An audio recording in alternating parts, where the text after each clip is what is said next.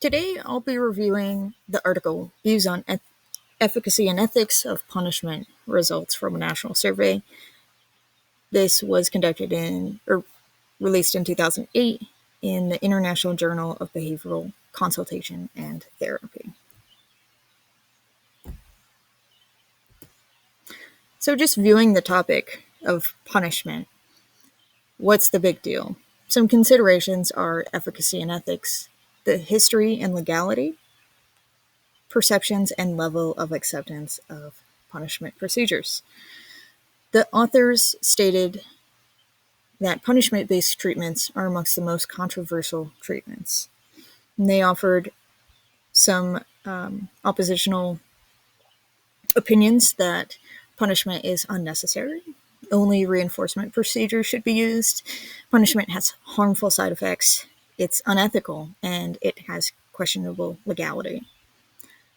The opinions of those in favor that were offered were that it actually enhances the effectiveness of reinforcement procedures to add punishment procedures, and that because of this, it is ethical in some instances and uses.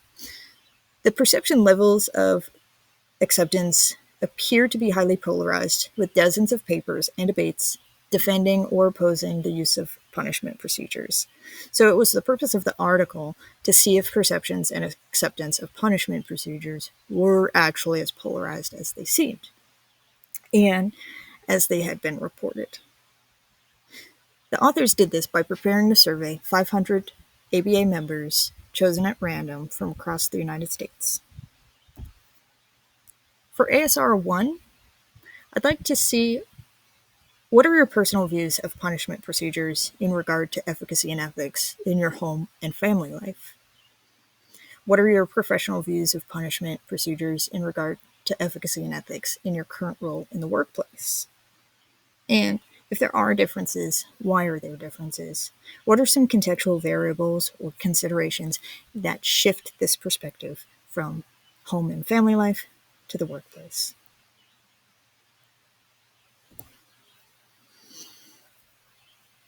The authors gave some background on previous research on perceptions of punishments. And they offered also that a conglomeration of all of these three cited works were that teachers appear to select punishment-based interventions based on what works, even if they're unable or unwilling to support these selections by referring to scientific principles. So they actually have three demographics covered here. Special educators, the results from Irvin Lenderwold, 1988, indicated that close relationships were found between efficacy and acceptability, not restrictiveness or intrusiveness. Direct care employees in Harris, Handelman, Gill, and Fong, 1991, indicated a close relationship between job satisfaction and broader ranges of treatment choices that did include options to use strong aversives. And Brinker, Goldstein, Tisak, 2003, showed that interviewing typically developing children in 3rd and 5th grade indicated a closer relationship between efficacy acceptance with positive punishment strategies over negative punishment. And they also reported that their teachers used positive punishment far more frequently than negative. For the survey that is covered in the article, 500 members were chosen at random from 2004 ABA Online Directory to participate. 30-item questionnaires were sent in the mail. They included a 6-point Likert scale to rate ethics and efficacy. 10 of those questions related directly, and 7 of them were distractors or to rule out any inconsistencies. There were also open-ended questions about the participants' use of punishment, how they thought clients, parents, and colleagues viewed punishment as well. There was a relatively low response rate of 29.4%. Most of the surveys were returned to the sender, and a small amount were actually just never returned. So of the 29.4% that equaled 141 participants, 60% of them were female, 40% male, and on average, their field experience in applied behavior analysis was 12 years. For ASR2, before I show you the results of this study, I'd like you to take the time to rate these statements yourself. So this is a 6-point Likert scale, where 6 is strongly agree and 1 is strongly disagree. The statements are in the following slide. On efficacy, it is more difficult to make conditioned punishers than conditioned reinforcers. Non-aversive procedures are now available to treat all behavior disorders. Positive reinforcement is more effective than punishment at changing behavior. Many supposedly non-aversive procedures actually have components that rely on aversive control. Punishment has more negative side effects than positive reinforcement. And on the side of ethics, punishment is appropriate as long as consent is obtained. As long as the Behavior Management Committee approves of a proposed punishment procedure, it is ethical to implement it. It is ethical for staff to rely on one-time use of punishment if a temporary situation requires the use of aversive stimuli. Ethically, a stimulus avoidance assessment must be conducted prior to the use of a punishment procedure. And lastly, punishment should be reserved for behaviors that pose a danger to the individual or others.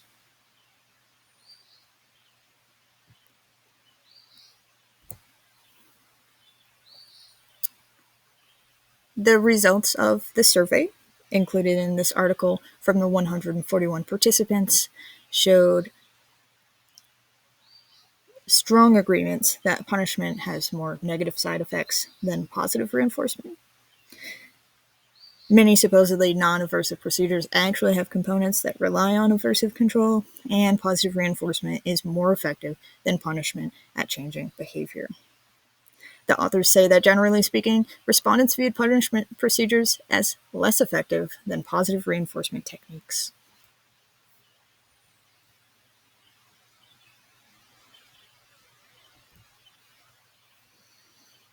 The results from this article views on the ethics of punishment.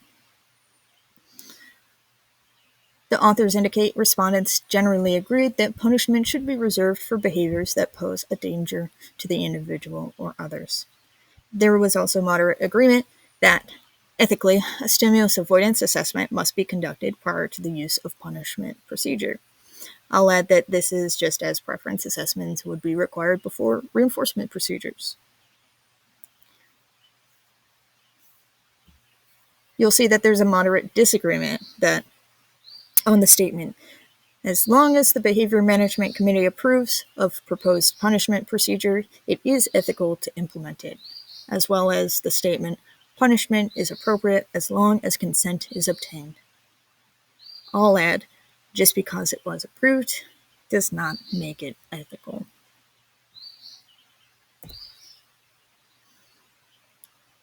A list of the general consensus that the authors came to were that consent and administrative approval are not enough to make punishment procedures ethical. I'd question, in what circumstances can you think of that this might happen? Not an actual ASR, but I'm just curious. And for 2, punishments should be reserved for more dangerous behaviors. 3, punishment procedures have more negative side effects and are less effective than reinforcement procedures. 4, aversive components are embedded in many supposedly non-aversive procedures. And lastly, efficacy beliefs were positively correlated with ethics beliefs.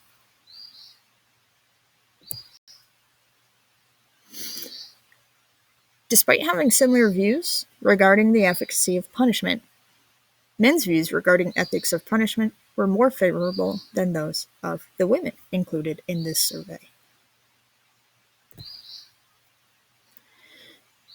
Code word, keynotes. So, respondent opinions in the survey had a super wide range, which indicates that the claims that professionals think punishment could be ineffective or unethical. Oh, I'm sorry. It would invalidate those claims, rather. The authors point out the difference in publication between punishment procedures, which are relatively few, and reinforcement procedures, which are super vast. The reinforcement research far outweighs that of punishment. And considerations that must be made for future research: the use of aversive stimuli within a punishment procedure, the effectiveness and preference.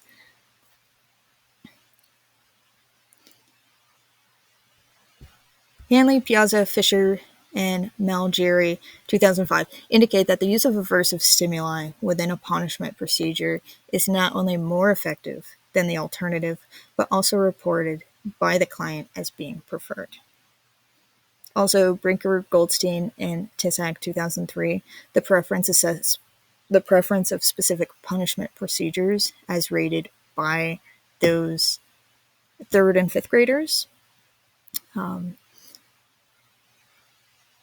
They chose positive punishment over negative punishment strategies, and further research could widen the demographics.